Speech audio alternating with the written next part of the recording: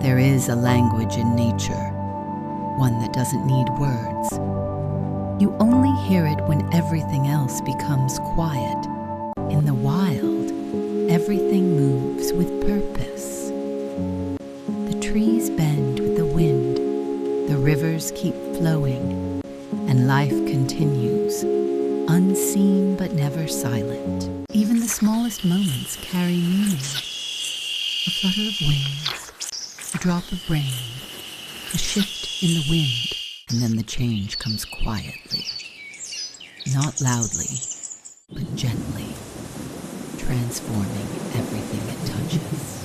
Nature never rushes, yet everything is always becoming.